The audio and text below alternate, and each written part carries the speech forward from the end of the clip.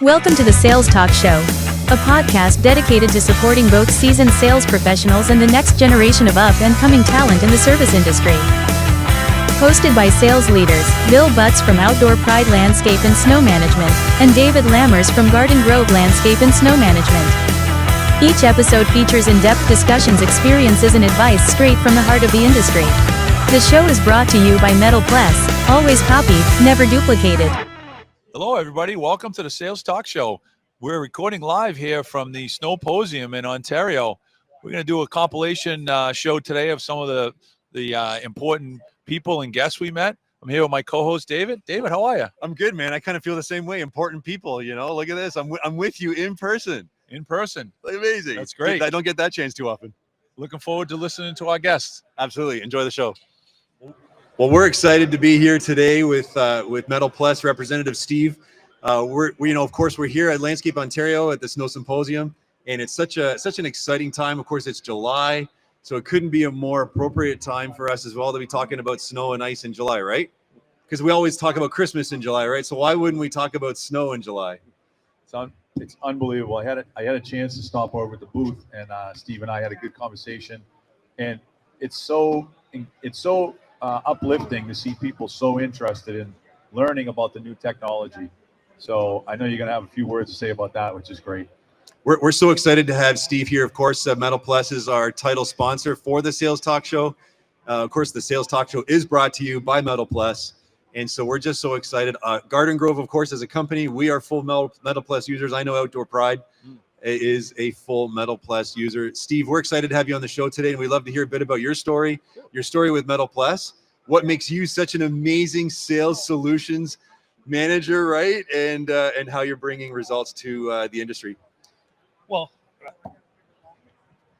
with Metal Plus, I've been with Metal Plus closing in on 5 years now.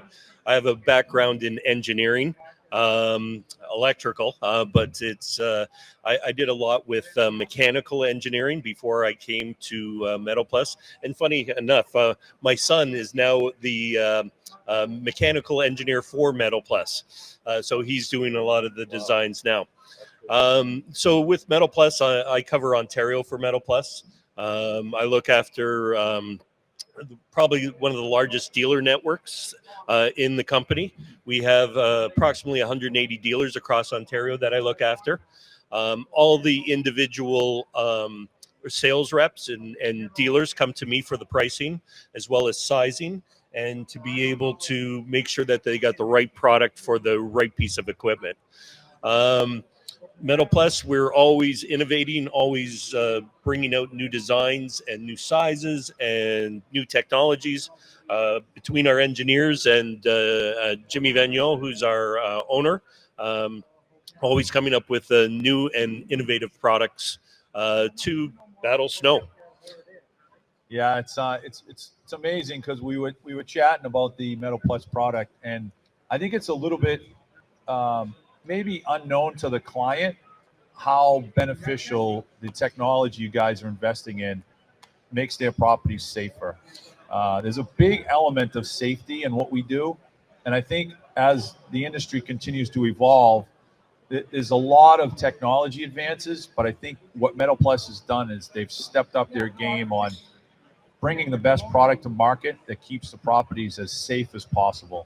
Talk a little bit about that. Yeah, well, so like when Jimmy designed our Live Edge, one of the benefits of that, besides getting a much more efficient scrape, was also not damaging product properties and parts of whatever you're plowing.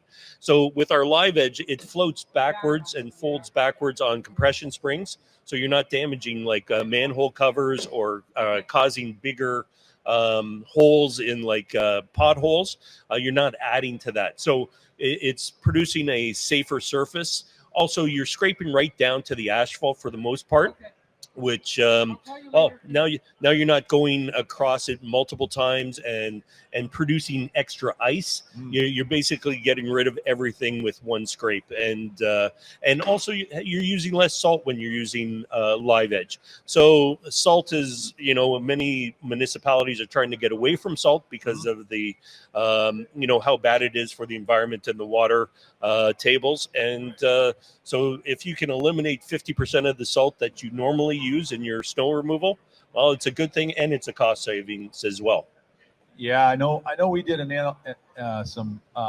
we analyzed the production of the Van Wing unit, and it was eye-opening to us how much more you could do, how many more acres you could cover. And I know everybody's struggling to find labor and to afford machinery. We came up with a result that showed that we would it almost replaces a half of a machine. One Van Wing is 1.5 times as productive as a straight box, a regular box. So that's just another way that the industry is moving in that direction, is to give us the best. And we know Metal Plus has been in the front lines, and we appreciate that. We're happy to partner with you guys. You guys do a great job for Metal Plus. We one of the other things that a lot of clients they ask me, like, it is a premium product, but it's the material that's the blades are made out of makes it the premium product. Most of my competitors use regular steel. Metal Plus uses AR 400 steel. It's 6 times stronger than regular steel, so you're getting a product that's built to last, built with all the technology in it. We own the patent for the live edge. And also the powder coat paint. The finish on the blade will last for years and years. And one of the things that we showed off at some of our, like the Landscape Ontario show, was our painting ability. We have new powder coat paint facilities. We can do pretty much any blade for $385, almost any color. So one of the things, advantages that our new factory is providing for us. Wow, that's great. And that new factory is going to be opening up next year. Is this the word still? Yeah, it should be early next year that the factory is complete. It's going to improve our automation a lot, and our ability to put a blade together in less than a day. Wow, that's going to be great. Well, we appreciate your time, Steve. I know it's David. A few last words. We appreciate your time coming over and jumping in with us. I know you got a busy booth over there. We got another hour. The show's going to be going on for another couple hours. So if anybody can hear me out there, stop by Metal Plus booth, hear this story live from Steve, and we appreciate it. Yeah, often copied, never duplicated. Thanks for joining us, Steve. Thanks for having me, guys. Thanks. Take care. Hey, fantastic, everyone. We're here in Toronto at Landscape Ontario Snow Symposium. Of course, this is a really exciting time, and we're huddling here around the camera as well. We're recording live on the show floor here from the Snow Symposium. We're excited here today to have Jeremy Kirkham from Clintar Outdoor Services in Ottawa joining us. We're talking about sales. We're talking about snow. We're talking about leading our clients. And of course, in order to do that, we need information. We need knowledge. We need the things that fuel our ability to be great sales leaders and great business professionals. And so, Jeremy, we're excited to have you today joining us here on the Sales Talk Show. Tell us a bit about your background and your role too with Landscape Ontario as it relates to how we even got to where we are today. This is great. Yeah, so my full-time job is at Clintar Outdoor Services. I'm operations and sales over there. Last year I came down to the SIMA Symposium in Pittsburgh. I met some people from Landscape Ontario who put this show on, and they were looking for more people to join the committee, so I joined. It was the first year last year where it wasn't just at Landscape Ontario headquarters. It used to be about 200 people they'd get maximum. Last year we had about 300. This year they're saying 1,200 people registered. So we had a vision to take it bigger. We don't ever envision it being as big as SIMA, obviously, because it's a smaller population in Canada. But our goal is to add education, which we started this year, which was a big hit. We had 110 people, I think, yesterday. We had a VIP event, and it's really Landscape Ontario does a lot of it in the background. It used to be Carrie, now it's Heather running it, and then there's 5 just at large members, myself included, Chris Thacker, Chris Lamer, and a couple others. Sorry, their names misplaced me, but we meet once a month. We come up with ideas and we act on them. Like the Blue Jays thing just came out of the blue. We're like, let's try to do something fun. We check the schedule. Oh, there's a Blue Jays Yankees game. People would like to see that. Let's have a VIP event. Next year, we'll try to take it even bigger. Hopefully draw more vendors, because the vendors will bring the people in, bring in more education, because that's what we're here for, is to learn, develop people, and build our relationships, right? Network. Yeah, absolutely. And that's, of course, the goal of the show. And it's been great to see the development of the show. Of course, Billy, the opportunity that the show does give back, right? And, of course, that's our goal with the Sales Talk Show. And we were excited that we could have a role here with the Snowposium. And we thank you, Jeremy, for that. Let's talk a bit about sales education and how we're able to propel our knowledge through the Snowposium. Yeah, the Sales Talk Show is a microcosm of Jerry and I's relationship. We met at an event. We chatted a little bit. We kind of, mutually probably approached each other and said, "What's going on? Who are you?" And typically of a first meet, and then we stayed in touch. And the more we stayed in touch, the more we realized we had similar kind of careers, I guess. Right? You're in operations. I was in operations. Now you're moving over to BD. I moved over to sales. So I think, in a way, I felt like, maybe I'll just stay in touch with him. Maybe I can give him a hand. I think that's been the case. And then when the educational session became part of your to-do list, I guess, you reached out, and I was happy to come up here and spend some time and share some knowledge. And it was just I was very, very impressed. I thought the program itself was outstanding. The list of speakers was the who's who of industry information which people can benefit from. So I appreciate the opportunity to speak. And just sales in general. I think you made a point in your original introduction to me is you're an operations guy, but you have the ability to talk to a customer. So I thought that was really unique, but not unique in a way of successful salespeople. So That's right. I think you're going to do great, and I hope to help you more as much as I can. And just being here today is cool to see people and meet more people from Canada. Yeah, very much so. And Jeremy, you have a passion for operations and you have a passion for sales. And I like, to Billy's point, it's not uncommon, but it's somewhat uncommon to see operations professionals move on and become sales professionals. But the power of knowledge is what propels successful sales professionals. And I think you recognize that, and I think that's the whole goal of the Snowposium too, is how can we continue to develop our skills and abilities as sales professionals, as operation professionals, right? And as team members in our organizations with better knowledge and better information. And this has been a powerful example of that. You're on the board here at Landscape Ontario. You're in the snow group. You got some things you're working on there. Tell us a bit about that. Yeah, so with the snow and ice sector group, we're working on certification. So there's going to be 5 levels. Level 1's been approved. We actually ran a course at our shop in Ottawa.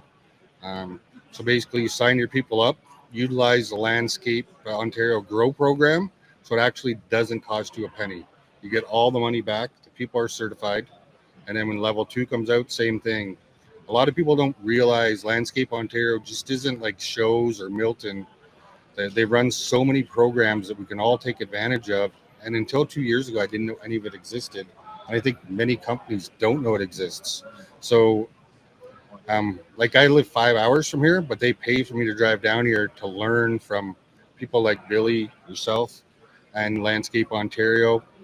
And even like last night at the Blue Jays game, we're all standing around talking about stuff. I met a lady who runs EI sub program. So you can essentially save 33% of your labor in the winter by running an EI sub program. I didn't even know that existed. So we're going to have a meeting next week. I'm going to cut my budget by 33% this winter. Wow, there you go. Right to the bottom line, right? Yeah. And that's what we all need. Yeah. Everything's getting more expensive. Wages are going up.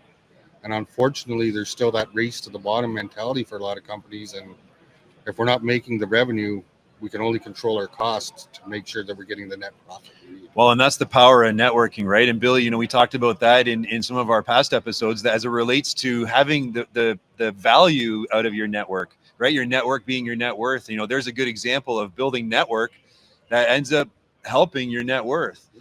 Billy, you have a passion for people. You have a passion for the industry, as Jeremy was just sharing with us, right? The opportunities that are within the trade right now to grow and propel individuals and companies to engage trade members into and team members, the youth into our organizations. Yeah, I think, it's a great example of someone, seeing a problem and being able to volunteer and offer their passion and help create a solution. You know, your time, Jeremy, you say you get paid for it, but I'm sure you have to, dip out of some time to be able to get here and to do the things you're doing. So it is really it's honorary to see you do that, to see you really step up and do that. And more people probably would do that if they knew there was an opportunity. So continue to spread the word, continue to do what you're doing, get out there and, just keep banging the drum of, how much we need in this industry to continue to grow.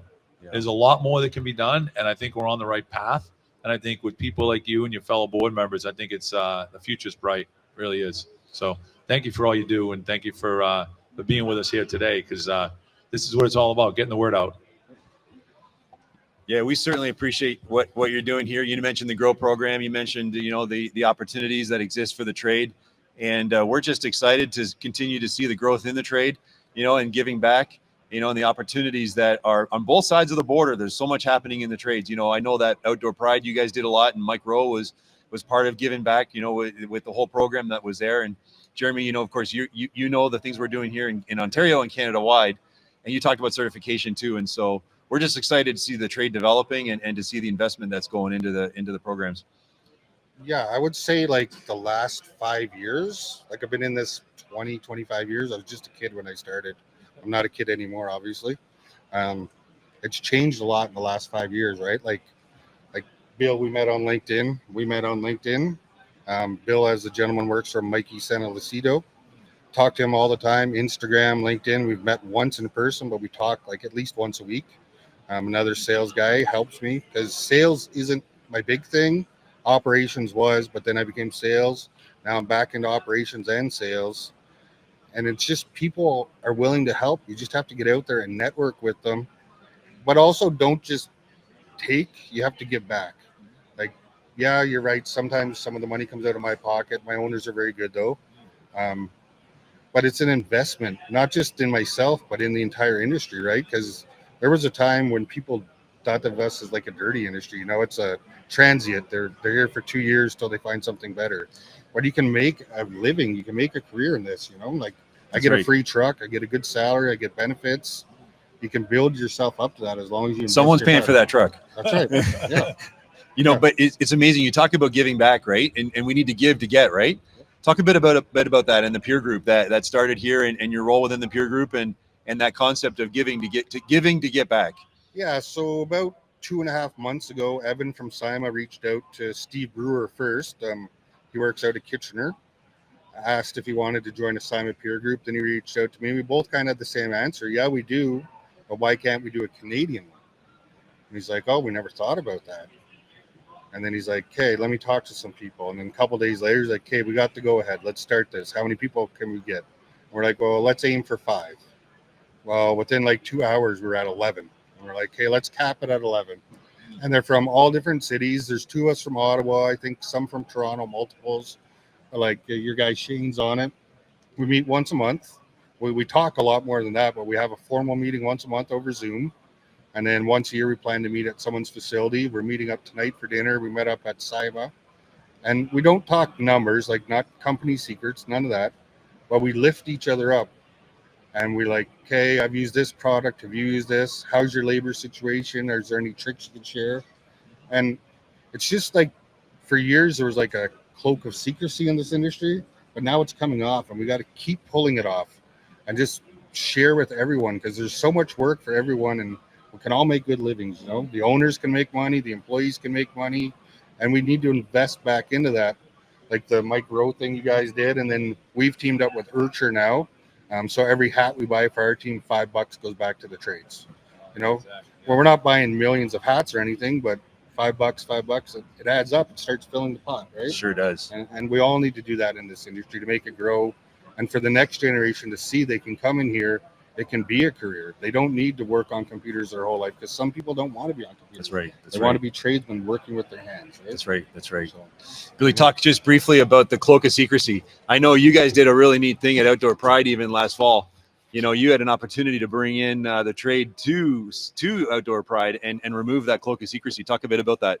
Yeah, we work closely with Cheryl and the team, and we each fall, I think it's September timeframe, they do what's called a SIMA behind the curtain, and they businesses open up their doors and talk a lot about what's going on, and there was some numbers discussed, and there was some situations where we had competitors sitting in the room, and I think the challenge is how do those competitors use that information, whether they use it professionally and try and build their brand up and build their pricing and their investment in people and in equipment, or do they they undercut you and try and go win work for less money. I think it's the first, not the latter, because I saw the people in the room and I've been chatting with them since.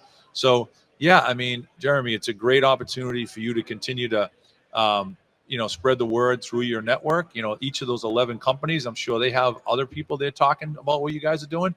So I bet it's double that. Even though you guys think it's 11, it's probably 22 to 30 companies that are getting the benefit of your meeting. So good for you, man. That's great stuff. And Simon does a great job, Evan and the team and the outreach team. They're doing stuff that's different, and I think that's what makes businesses successful, is not doing the same old thing. Be different. Yeah, be different. I like that. There's enough work out there for all of us, and we got to be different, in order to stand out. But at the end of the day, we're all essentially doing the same thing. We have the same challenges, and there are no secrets, that there really aren't. And because numbers don't lie, and the information is all really the same across all boards. It's just how you use it, and it's how you are empowering and growing our organizations and our clients with it, and our teams. And so, Jeremy, we're excited that you could join us today like this. Thank you for being such a supporter and such an encourager and such a hardworking team member in our industry, right? As you're working through Landscape Ontario and working through your network. And we're excited to have you on the show today and being part of the Sales Talk Show. So thank you so much for your role and what you're doing. And we're excited that Metal Plus is our title sponsor for the show, of course, as always. Shout out to Landscape Ontario and Simon as our alliance partners as well. Thanks so much for joining us today here on the Sales Talk Show. Hey everyone, we're real excited to be here in Toronto, of course, at the show floor. Here we are with special guest John Egg from Pristine Property Maintenance. John, we're excited to have you on the show today on the Sales Talk Show. And of course, the goal of the show is to give back to the profession, to the trade, and to coach, mentor, and train the next generation. And that's why we're doing this. That's our passion. I know that's your passion. Talk a bit about your role. Let's talk a bit about Pristine Property Maintenance, who you are and what you do and where you are here, of course, east of the city, such an exciting part of Southern Ontario. For sure. No, I appreciate that, David. Yeah, no, we're mostly started as a condominium maintenance company in 2005. So oddly enough, it's our 20th year. So we're not doing a Halloween party per se, but we're in October, gonna have a nice get together with all of our staff. So we're about 160 people strong now, mostly out of Ajax, a lot of people now out of Brighton, some out of Lindsay, some out of Huntsville. And then we do a lot of work in Peterborough as well. So we're kind of all over the place. Then we do a lot of subcontracting as well, or brokering. So throughout Ontario, we're doing a lot of Hydro One contracts, TD banks, and CIBCs, and always bidding on those type of opportunities when they come up. Out of Ajax, we are not just a property maintenance company. That's about half our company in Ajax. The other half is a mixture of tree services, fences and decks, landscaping, softscaping, fertilization, weed control, waste management services, and then a new division for us, and irrigation. And a new division for us is facility services. So we found there's a bit of a niche market. Who do I call to change a light bulb? Who do I call to repair that little tiny piece of vinyl siding? You don't want to call an electrician for a light bulb. You're going to not like the bill. So we found that there's lots of opportunity to do that type of work. And so yeah, we've been like I said, going 20 years strong now, and very much enjoy every day being different. I don't think any day is ever boring, except when I'm getting inundated with too many emails, perhaps. But yeah, no. So that's kind of the bit of a history of us. So we started 2005 and mostly in the condominium world. Yeah. It's amazing what you just described. Is all of three of us here. We're all 6 foot plus. We're sitting beside each other here. Trying to match up our sizes. All of our companies are different shapes and sizes. And it's really interesting what you shared. So your focus is service, right? Your focus is we do what looks after our client needs. I know, Billy, that's what your focus is, Outdoor Pride. Share a little bit about that with us, John, about how you tailor that focus, right? You're obviously tailored to provide solutions to your clients, right? And so that's obviously your passion, and that's obviously your business model. Let's talk a bit about that as it relates to creating client success through tailored solutions. So that's a very smart way of putting it. I actually look at it more as an insecurity in some ways. So we started out as a grass cutting company. And then these jerk landscapers kept coming along and be like, oh, we'll cut your grass cheaper. And we'll also do your interlocking, and we'll do your retaining walls, and we'll do all that for you. So we thought, well, we better start doing interlocking and retaining walls. So it's funny how we started out, because again, we were pure just grass cutting, gardening, hedge trimming, and stuff like that. And now we are basically doing everything that a condominium could possibly need. But I always joke that it almost started out of an insecurity, because we didn't want to not be the one-stop shop for our customers. Because as soon as they start calling around, everyone else was doing everything as well. So we might as well play that game, and we got lucky. We got lucky in how it all happened. Just great time. I always joke with people that if I started in 2020, we couldn't have done it. Insurance costs would have been too high. Truck costs would have been too high. Salters are too expensive now. Plows are too expensive. When I started out, a plow was $5,000. Now it's $18,000. That's not inflation. That's not 20 years of inflation. 20 years of inflation would be nowhere close to that. So, the world has definitely changed. And again, just a lot of luck, a lot of circumstance. But, I do really value how we deal with our customers. And I always joke with people, we're not a landscaping company. We're not a property maintenance company. We are a customer service company. And I think just having that focus of hey, without our customers, what's the point? Without our employees, what's the point?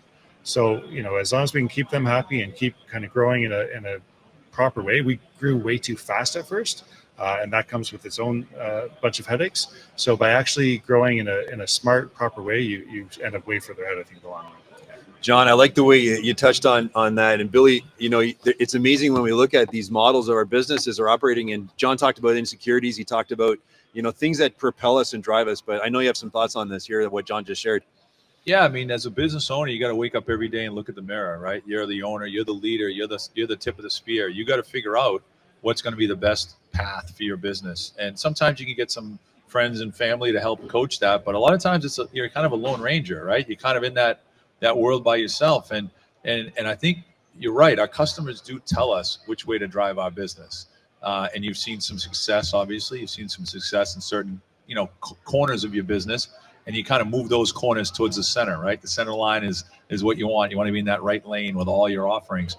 And I think you're smart in doing that, because I think it is about the pace of life now, right? So the property manager now would rather call one company and not find 4 different decision makers or salespeople to do 4 different line items, and there's probably a savings there too, right? You'll probably offer them an economy of scale to be that one-stop shop. So I think it's really, really smart, good business model. And yeah, I mean, those smaller companies probably aren't here, right? They're not here educated, not here elevating their game. They're not here bringing their knowledge to a higher level so they can continue to grow by, profit's not a dirty word, right? Companies need to make profit to stay in business. So if they're here, they're learning how to be more profitable so they can apply that to, being a better service provider. So I love the model you put together. I love the way you're growing the business. And, it's great. And I know you're doing a lot of work for the association too, right? You're part of the networking group that David was talking about earlier. Talk a little bit about that networking group and what it all means. No, for sure. I want to respond to one thing you said there at first. So property managers want to have one call. So that's also an interesting phenomenon. When I started in this business, most property managers had 4 or 5 properties. Now they have 10 or 12. So again, it's not inflation, or it's not, it's not cost of living in a lot of ways. It's just everyone is being overworked and underappreciated, and that's a really interesting comment you had there that makes me think about that. I never really think about that anymore. Yeah. They have so many more properties to deal with. So with regards to Landscape Ontario, so yeah, I'm very very honored to be a part of it. So I am the Snow and Ice rep for the provincial board. I am also the chair of the Workforce Development Committee, and I'm also the president of the Durham chapter. So Landscape Ontario works in kind of sectors and chapters. Chapters are by region, sectors are by industry. So, Alan, I just sat down. He has a lot to do with the turf sector. So he represents them and then does a lot as well with CNLA. So everyone in Landscape Ontario doesn't necessarily wear one hat. They all are very much involved in different aspects, but I just get so much out of it. I started with Landscape Ontario to save money on insurance. That's all I cared about. Landscape Ontario seemed like a good way to help me save money on insurance, because again, we're talking to the province. We're trying to get help with all the terrible liability issues that we're having in Ontario. So if I can be a part of that and help the industry get better, get more educated, meet a standard, do things properly, then way ahead. But yeah, it's taken 8 years now of kind of going against a wall. But especially under Joe Salami's leadership, we've done so much more in the last few years. Nice. We hired a consultant that had a great in with the province. So that also I found was very helpful. So slowly and steadily we're getting there, but a lot of it has to do with just we got a really good team. So we talk about our employees as teams. Well, at Landscape Ontario, we have a really good team of people that all have the same goal. So everyone's in it, I think, for very good reasons. They're trying to better the industry while also helping their own companies because we all grow together. So. Yeah, you make a really good point. We all grow together, and something that Billy, you said is that profit's not a dirty word. I love that. It's really true. I heard once that we need profit in our businesses to breathe, right? 10% profit is not a bad thing. It's a good thing. And if anyone's listening to me here today, 10% profit, you need that to breathe. Don't be afraid to tell your staff. Yeah. We need 10% profit minimum just to breathe, right? It's like oxygen to the business. Yeah. The other thing that I heard you share too, John, and it comes from what you shared, Billy, is that we need to understand that our roles in business is to help our clients. You talked about the fact that like our clients are overworked and they are needing help from their vendors. For us as service providers, our role is to not only just provide the service, but to provide the support. Yeah. How can we continue to support our clients with better information, better knowledge, helping get ahead with proactive, right, education and learning? And I know that John has been a big part of the goal of this show, and the snow symposium that Simon puts on, but also the Snowposium here on helping educate the trade, right? So that we as individuals, as service providers that we can become more educated, better, but knowledgeable to be more effective in leading our clients and supporting them. I think it's so important. And I'm really grateful. We're really grateful for the efforts that are being put in here through Landscape Ontario and from you, John. I definitely see the need as contractors and service partners to educate our clients on what's new and upcoming in the industry. I think we do it in an RFP opportunity. We get a chance to tell the customer about what we do great, and it's like a small form of education. But I would love to see the organizations like CIMA and like Landscape Ontario host a property manager training where we could teach them some of the best practices that they should know. They're young, they're new to the industry. There's not really a vehicle or an avenue for them to learn about this industry. And if we're the ones doing it, we should be the one educating them. So I'm looking forward to talking to you guys more about that. Martin and I at Simon were talking about it. How can we get our property managers to understand the timeline that we go through to onboard a new client? Someone says, oh, we're going to go out to RFP on September 1st. I'm like, September 1st? We're closed on September 1st for new business. Why don't you go out for RFP May 1st? Give us the summer to work on it. And that's just something we need to do as business leaders. And we know the answers to the quiz. Let's share it with our customers. So excited to see that kind of take some shape. Whereas, maybe next year we have a sidetrack that's educationally and including property managers. But it's so funny you mentioned property managers. So one of my property managers was here today and yesterday. So he's a higher up in the sourcing department at one of the big management firms, or facility management firms we work with. I was so happy to see him. He's a great guy. His name's Steve. Yeah. But it was great to see him here, and it was great to see him walking around the show and learning about all the different aspects of our business. Because most of the time they have no clue. They just want the snow gone. They just want the grass cut. They don't actually care how it happens. So it is great to see that some of them are taking it seriously and trying to get educated. And that's not the first time I've seen him at Snowposium. So it is good to see that happening. That's great. That's a great outreach by, the Snowposium marketing team and everybody that's putting this information out there. There was a small, outreach through my marketing channels that I was speaking up here today, but it really didn't resonate with people in the United States. I'm up here in Canada. Where's that again? But it, in reality is those people could spend a couple hours here and learn a lot in a small amount of time. And I think that's the world we've walked into. Whether we like it or not, we all live in, segments of 30 seconds of learning, right? We're learning on social media about things. We stopped reading newspapers. We're waiting for the 30-second tweet to come out, right, on X. So I think, as we continue to, expand this growing learning environment, I think including our customers would be awesome. I think about all the trades, HVAC, plumbing, electrical, all the things that are all the service trade. We have a role to play as service providers for the very thing we just talked about, RFP writing. There's things that are happening here at Landscape Ontario and the work that the Snow Group's been doing, even as it relates to legislation. The things that matter to our clients, we need to help our clients with putting together the RFPs. We need to help our clients with understanding what is a fair contract that represents both sides. What is a contract that protects them and also protects us as their contractor, right? And there's so much work going in on that as well, John. Let's talk a bit about that, because I know that you, Billy, too, have experienced that south of the border too, right? As you look to the legislation that's in place and the things that we have to do as companies to better ourselves, and what do our clients need to know about that, and how that relates to contract writing and RFPs? Yeah, I think there's a big push right now because of the expense of it, is the insurance piece, right? The insurance piece has got everybody's attention because it's a cost. And I think the risk of not having great insurance is giving people pause to say, well, what actually are we covered for? We've seen a lot of claims come through, but we don't understand, what happened. Just push it on the contractor, Well, that's not really fair, right? So I think there's a tremendous amount of momentum right now. Martin and his team are doing some great legislation, and I think they're getting to common ground where there's an affordability and a separation of liability at some point. Really, it's probably never really separated, but it's a little clearer now.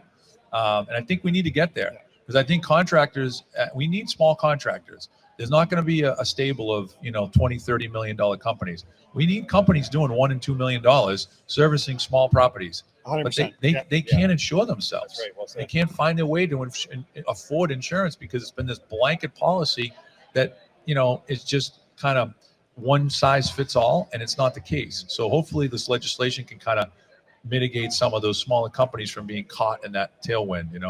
No, it's gotten so stupid to the point that, you look at property owners and you're like, don't you feel you should have some responsibility? We as contractors are our own worst enemies. We're signing contracts we should not be signing, but we want to put food on our plate. So we are doing this. But at the end of the day, you look at these contracts and we are responsible for everything. You can slip and fall on you can slip and fall on a pothole because they didn't maintain their asphalt, and that's somehow my responsibility.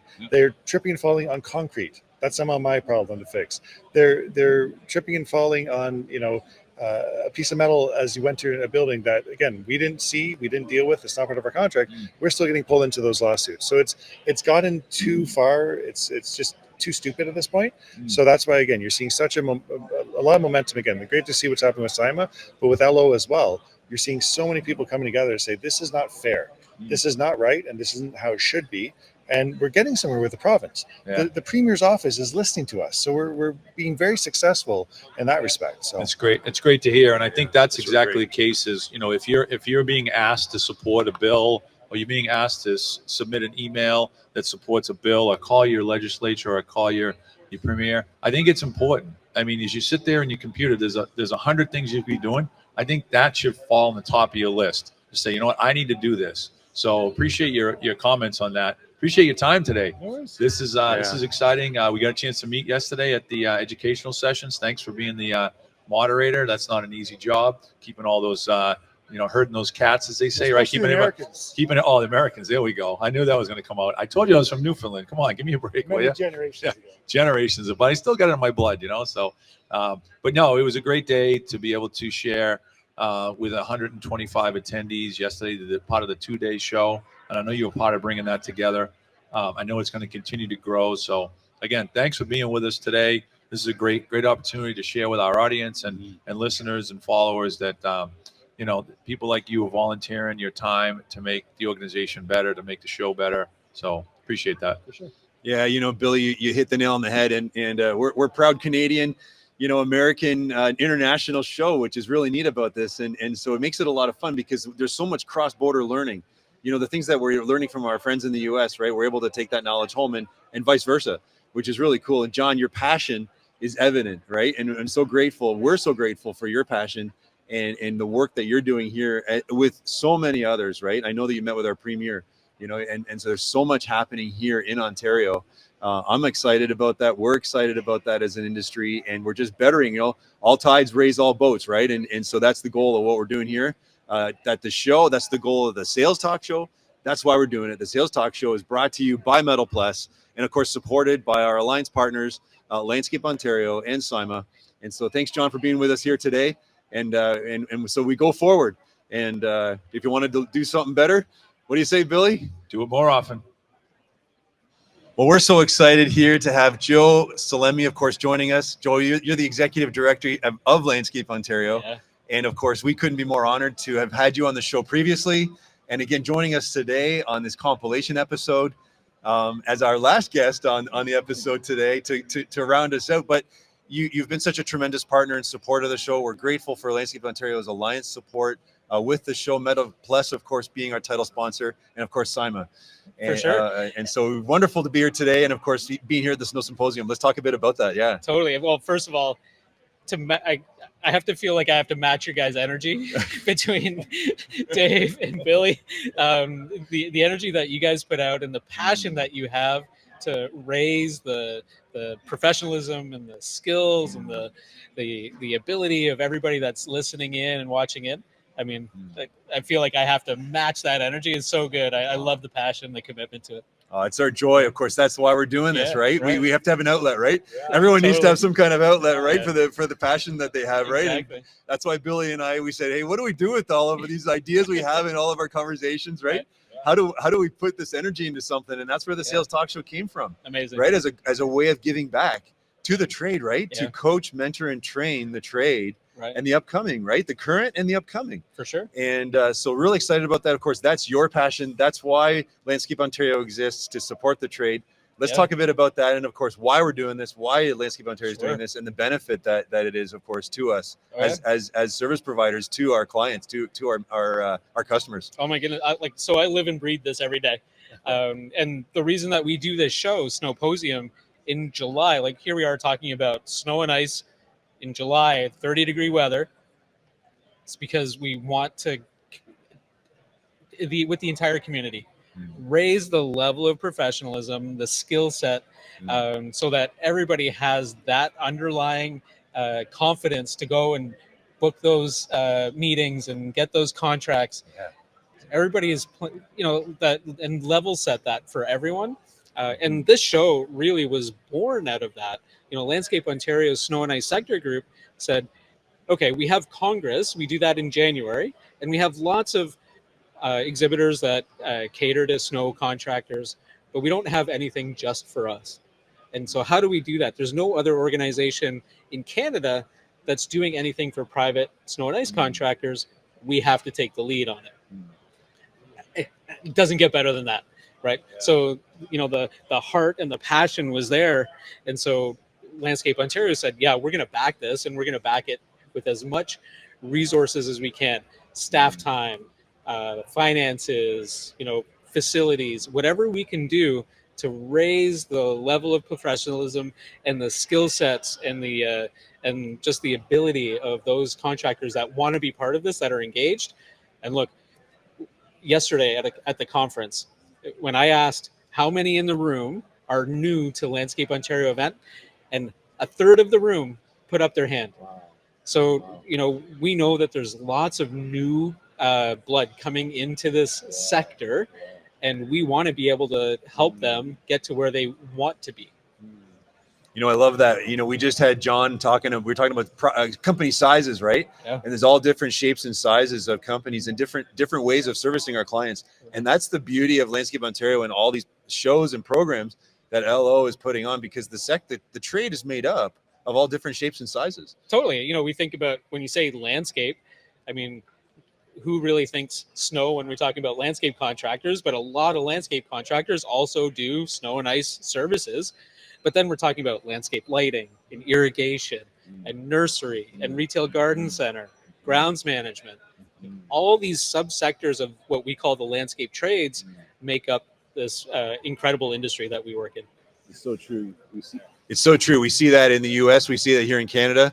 Yeah. Let's talk a bit about the shared things that we see cross-border and the things that are happening in our industry, Billy, and as a pickup of what Joe was just sharing. Yeah, I mean, I had the opportunity, Joe, to meet you last year. David took me on a tour of the market, and he said, "I'm going to take you by someplace. You're going to be shocked." And we pulled in this back driveway, and all of a sudden, it was this oasis of plants and this beautiful building. I'm like, "Oh, do you maintain this place?" He goes, "No, this is our landscape and organization." I go, "What?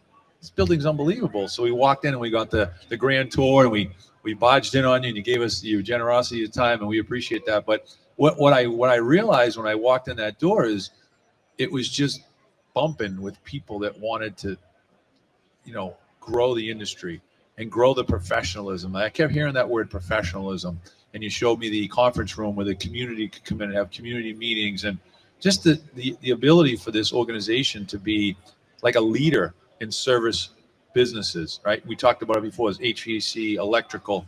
I don't know if those organizations have an LO, and maybe they do, and I don't know about it, but I'm proud to know you guys. And I know I've talked to my group down in the United States about what you guys are doing up here, and there's been some serious interest. And I know we had a great connection. We have a great connection with Martin at Cymer, and the way that you guys have tailored you've expanded your program from a one day kind of shop field day type event at your facility to a trade show, and now trade show plus education is it's really kind of cool. I do want to say something though, and I think it's important. David and I have been doing this show for a little over a year now, maybe 15, 16 episodes, and you were one of the first people to step up and support it. And we walked in today, and when you're doing something like this, you do it out of passion, not out of publicity. But we were able to see this brochure with David and I on the cover, and you recognizing that that we were able to help you spread the message through our platform, and we're very proud to do that. We're very proud to honor your hard work and your efforts and your team's efforts. I've met a bunch of your team members through emails and communications to be here today, and super organized, super professional, and it's just a pleasure. It's a pleasure doing business. So we really appreciate that. Yeah, it was real humbling to see our picture on the brochure for today, and of course on the website front page. Billy, I heard a staggering number recently that 2 for every 5 retiring trades members in our industry, 2 are being replaced. I think that's a number that came out of the US, and I know it's probably very similar here in Canada on what we're seeing. 5 retiring, 2 being replaced for 5. Joel, let's talk a bit about that, because that's a serious number, and I know we're seeing issues here, and I know Landscape Ontario is working really hard, and that's why we're even here today. Yeah, so we recognize that, and the provincial government recognizes that also, and our Ministry of Labor is dedicating in the neighborhood of $1.5 billion to bolster the skilled trades, because they realize just how many are coming out of the skilled trades and just how few are coming in. So they've set up this grant. It's the Skills Development Fund, and it's specifically around recruiting people to the skilled trades, training them, and then getting them employed. And so Landscape Ontario has been incredibly successful. I mean, we are so fortunate to have the skill set on staff to be able to write these grant applications and be successful. We have, in the last 5 years, we have garnered over $13 million to be able to recruit people to the industry, to train them, and then get them employed with our members. Awesome. I mean, this is incredible. And we're averaging 350 people annually to come back into the landscape trades. So when we hear just how many people are leaving the skilled trades, we feel within the landscape trades, it's our job, it's our responsibility to then pick up the pieces. So how do we solve this gap? And together in our partnership with the provincial government, we've been able to do this. And then, we look to the future and to say, okay, how can we set this up into perpetuity? And we look back to our history, right? Landscape Ontario's board of directors in 1994 purchased the property that we have now in Milton. They purchased 50 acres back then. And a few years ago, I'd say 8 years ago, we severed half the property and used those funds to build the facility that you got to come and tour, Billy. Yeah. And it's created a center of excellence for training for the landscape trades in Ontario. Well, the vision back then was for this property that we have in Milton to be the place for training in the province. And so we're taking that vision and we're 10xing it because we've been successful in another grant. So Skills Development Fund capital stream through the provincial government, which is taking these grant funds and applying it to being able to build or renovate training facilities. Well, as a trade organization that represents a skilled trade, we were able to access to be able to apply for it. And wouldn't you believe it, we were successful. So we put in a $14 million application to build a brand new world-class landscape trades training center. And this grant covers 49% of that. So we've got a budget from the provincial government of $7 million. So it's going to cost industry $7 million to do this, right? And as a trade organization, we're so incredibly fortunate for the pioneers of this association to set us up for where we are. And then we're really utilizing the skill set and the expertise that we have on staff to scale this organization. So we're on par. In September, we're going to be breaking ground to build a world-class landscape trades training center. And it's going to change the trajectory for training in the country. We're going to have people coming from British Columbia and Alberta and Saskatchewan and from the East Coast, all coming to our facility in Milton, Ontario, to level up, to skill up, and to be better at what they do every day.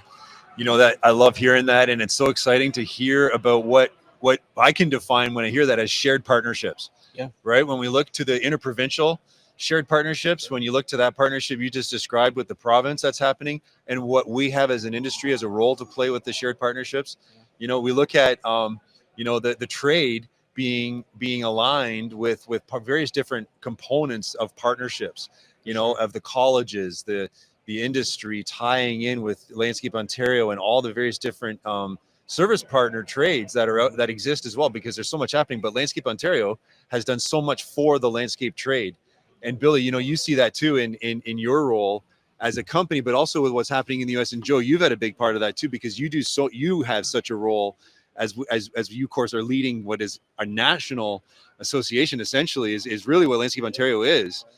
Billy, you play such an important role in a U.S. side with our provincial and national side here. Yeah, I spend a fair amount of time volunteering as well down in the States and on you know, ag and tech schools and learning what they're going through. And I hear the same challenges, and they're doing the same thing. They're funding their own development through grants, and they're matching the money. But something you said kind of struck me is, you know, change the trajectory of training.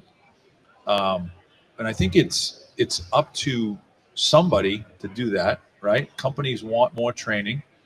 Individuals want more training. We hear in every employee survey, what would you want more of? Training. You want to grow. You want opportunity to grow.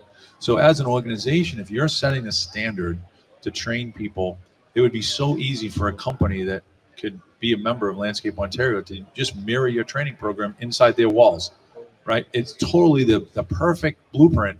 It's like giving every company a playbook and say, if you want to have great training, do it just like this. And you could certify trainers. I could see this thing just going rampant out to the community, which means better work, better quality of work, safer workers, and people actually staying in the industry. I think that's the thing. I think poor training causes people to exit the industry because they're looking at it like, I thought it was going to be a better role. I thought I was going to have more opportunity, but I never got trained to get at the next level. I never got to be an account manager. I never got to be an estimator. So I think you're setting it up for success, and I'm excited to learn. I mean, like I said, I listen and learn from a lot of things that you've done when I first visit. Today, seeing the show today, I mean, it's bigger than it was last year. You know, like Texas, everything's bigger in Texas, right? I think everything's bigger in Ontario now, the way you put these shows together. So congrats for that. Congrats for your time today. I know you're busy. I know there's a lot going on here in the show, and we were able to pull you away from something you're working on. So thanks so much. Appreciate it. Yeah, it's really great. We're excited to have you on today, Joe. And you know, one of the questions that I was going to ask you, and it's a tough question, but it was, what's the future of the trade? You know, and I think we're seeing that happening right now. You know, what is the future? What does the future look like? Yeah, when you asked me that, I thought, wow, what a giant question. But maybe I'd like you guys to weigh in on this too. But you know, we see the onset of technology in a massive way. And I think just in the base level, like physical activity within hardscape, and all the productivity tools to allow crew members to have longevity in the hardscape business, right? So just that technology alone, I think as that advances, we're going to see more longevity from people being able to do this work. But then, you look at from maybe a little more advanced technology, and we're talking about AI and the onset of how that's starting to kind of percolate into the industry. And, there's some things that are going to start to evolve. And I don't think it's going to put anybody out of work. And I think it takes people to activate AI, right? So I think, there's going to be an active role within that. So what does the industry look like in 20 or 30 years? Gosh, it's probably not going to look anything like it does today. There's probably going to be tons of technology that drives the equipment, but it's still going to take skilled people to do the work.